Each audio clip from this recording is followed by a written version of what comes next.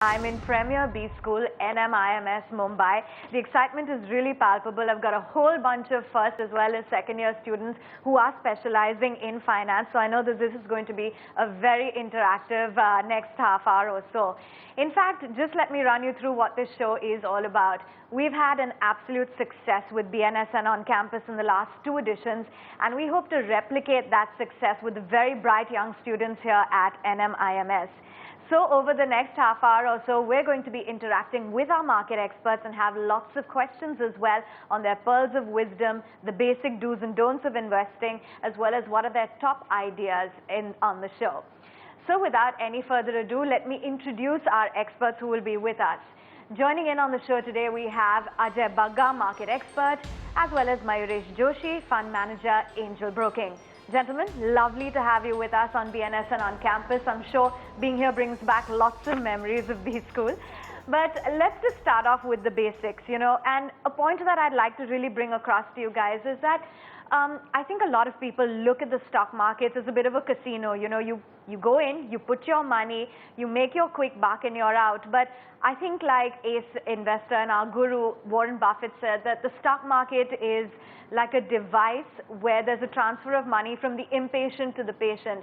Ajay, do you think that that would be one of the key points to keep in mind? Yeah, definitely. And, thank you for the opportunity to ET for being here. Thanks to NMIMS. I think what you need to remember when you get into the stock markets, what the father of value investing, the guru of Warren Buffett in turn said, that in the short term markets are like a voting machine.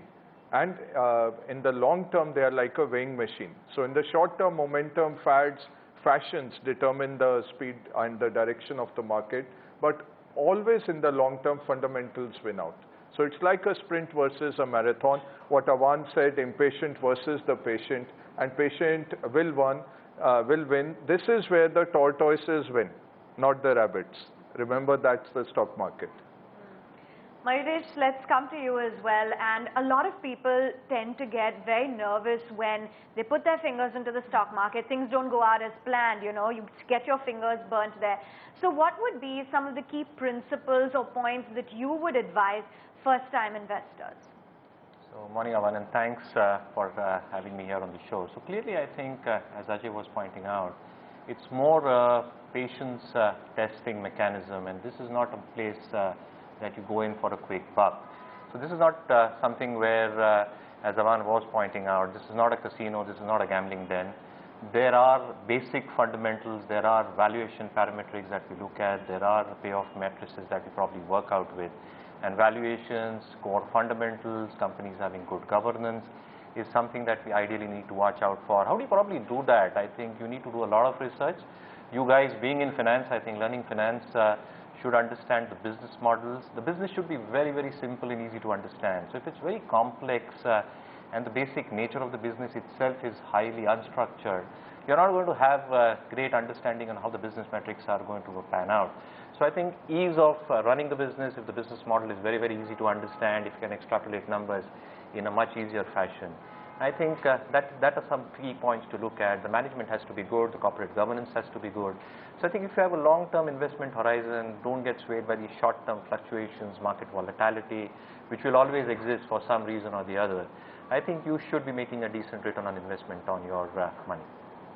And thankfully, Mayuresh, we have a very smart bunch of students with us who hopefully have been investing, and it's on the learning curve right now. But here's another big mistake that I've noticed with a lot of people that you interact with, especially first-time investors. It's, so-and-so said, a friend said, I should invest in this stock, so I'm going to do it.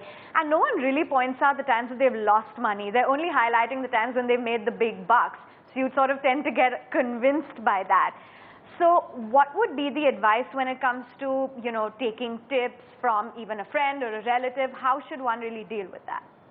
So I think the moot question here is to do your basic research, and you guys being students of finance, I think the basic understanding financial statements should be quite easy to use. So I think the kind of tips, speculations, or following a herd mentality should probably be avoided. Because a friend has taken the stock, because somebody's told me to buy this, and probably the stock has moved up, say 10-20%, I think the initial reaction becomes that I should move into the stock.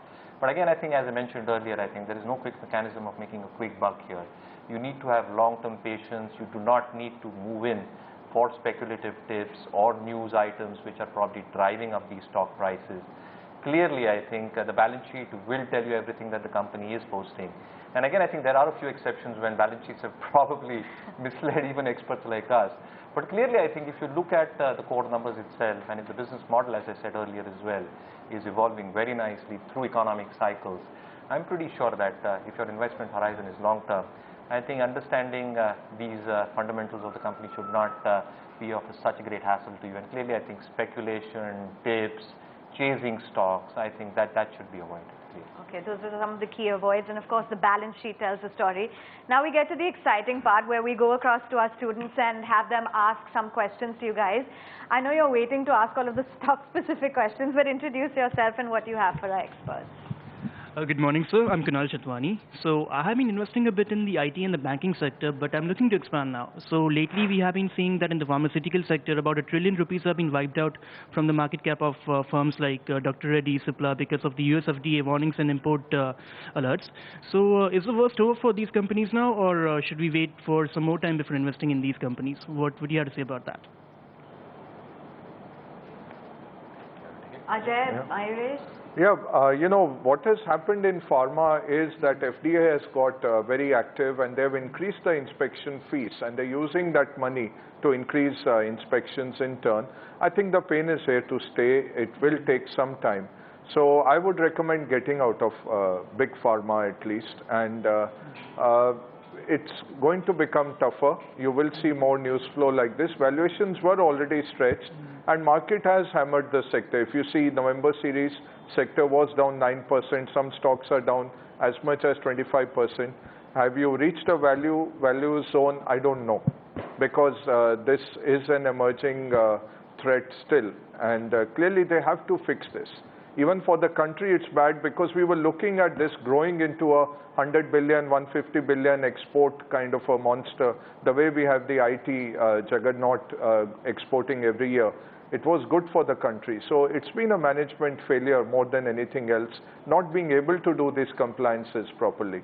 So hopefully now they set their house in order. Will take 12 to 18 months. So it's not an easy fix. So might be better to get out of it and reallocate your money into some other sector. Thank you. So hope that answered your question. And indeed, Mayuresh, you know, sticking with the pharma space, they've swallowed a very bitter pill so far. We've only been getting negative news. The pharma index has been falling, and how anything you'd like to add? And I know you have, you know, a fairly bullish call on the pharma space. You say invest in select pharma stocks. What's it that's on your radar? So clearly, I think as Ajay was mentioning, I think the FDA concerns are largely plaguing the industry as a whole. But again, I think the opportunity is quite immense. So the off-patent generic market itself across products and the kind of ANDA filings that a lot of these pharma companies have got specifically with the US markets, that poses a huge amount of opportunity for these guys. Having said that, as Avanne was mentioning, I think the valuations are a tad bit on the higher side if you look at the historical averages.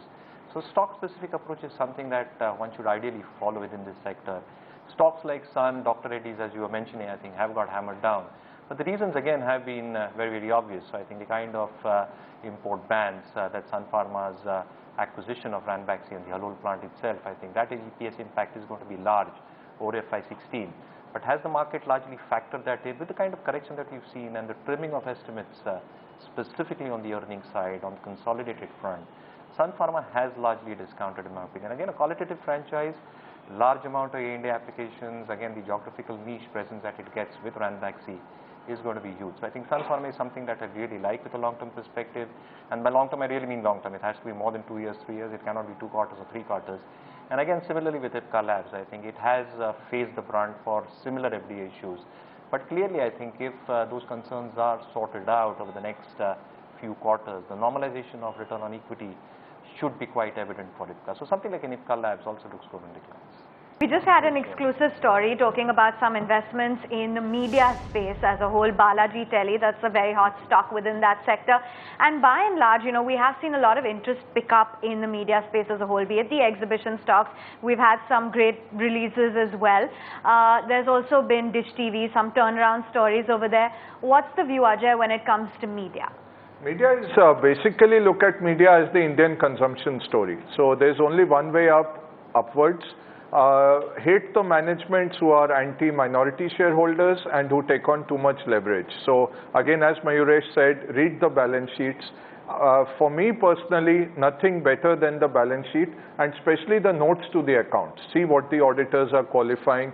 That is even better than the numbers. Numbers everybody has, anybody can analyze, but going deeper into it. So media, I would say yes, a resounding yes. Get into media, but stay away from companies which have not rewarded minority shareholders. Stay away from managements which have taken out too much leverage. That's or big mergers. Anybody does run for the exits.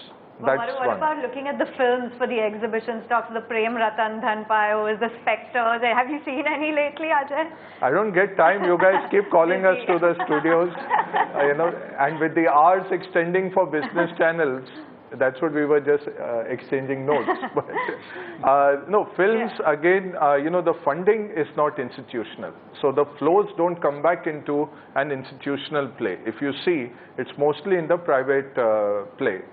So unfortunately, we can't, really benefit from the films, but you can benefit from the exhibitors, as Avanne said. So somebody who owns the cinema houses, and so you spend 1,000 rupees on 2 tickets, but you end up spending 1,000, 1,500 on the eats there, and they don't allow you to take anything else inside. Good models, but look at the valuations, look at the margins, look at the valuations. Real estate is very expensive in India. So anybody trying to do something based on real estate, like the malls, when they came in, they said, Lucknow will have 60 malls. Everybody wanted to get into malls. That's the time to short, when everybody is talking about it and is very gung-ho about it. So contrarian, reading, doing your own analysis. That is critical. Yeah. Somebody asked Warren Buffett, again, we are quoting him extensively because we want to impart the right, lessons to you. They said, what is the one best thing that I could do? He gave them a sheaf of balance sheets, said, I read 500 pages of these even today at 85. So can you read 500 pages? Yeah. Put that challenge to yourself. How much of the balance sheets are you reading? You just see, you do that homework, do that perspiration, inspiration will come, you'll find something. Mostly you'll find skeletons because of creative accounting, but you'll find something which the market has also not looked at, or you will find, conviction that what you have thought is really borne out by the numbers. Yeah, that's a really interesting point, Ajay, because even, some of the people in the office, Nikunj, for instance, who we interact with all the time, he says, I'm here every day to keep learning. I mean, there's so many new things that you can pick up. I'm not saying just by balance sheets, but by talking to people, interacting with people. Mayuresh, I don't know if you've had any time to catch any of the films, but hot on media or not? Yeah, I take plenty of time off over the weekends to catch on films. So yes, I think the exhibitors, as Ajay was mentioning, I think that private space probably is looking good. But again, I think the important aspect here is the kind of cash flows that they generate and the kind of additions that they need to make over a period of time in terms of core screen addition.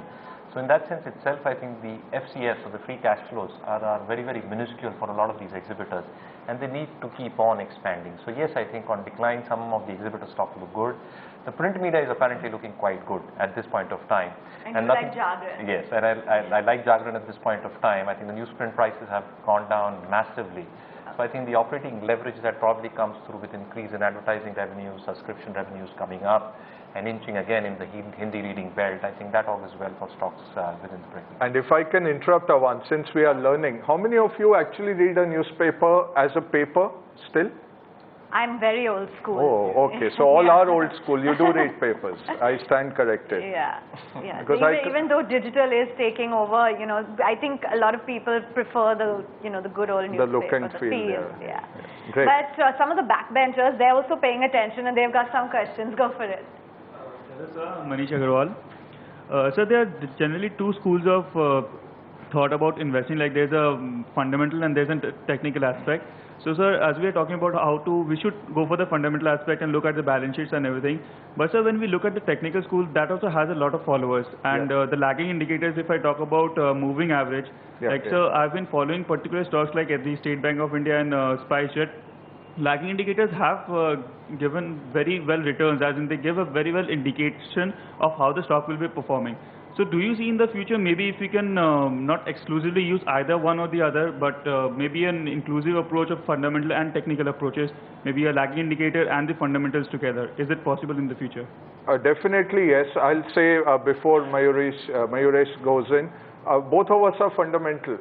So that's why you are seeing a bias towards no talks of technical indicators here. So, but the technical guys will say that fundamentals are all discounted in and the technicals really show. And there are some technical wizards who don't do any technical analysis during market hours. They say, I will only see at the end of the market, and then tomorrow I'll shut out the noise and just trade based on my technicals. So there are extreme views on both sides. For us, we want to make money. So I use both technicals and fundamentals. I have not got any purist idea that I can't touch this. So if something is breaking the 200 DMA, I'm very very happy to see that. It's giving me a direction. And then I use my fundamentals to see whether it's getting borne out. A lot of time, and you know, one interesting thing. So the short answer to you is use both. Learn both. Use both, don't leave out anything. We are here in the quest for knowledge and to make money based on knowledge. So learn both. That is one. Second is when momentum is against you, don't try to be Superman. Because, you know, what did Keynes say? He said, the market can stay irrational longer than you can stay solvent. So you might be right, but it might be too late to help you out.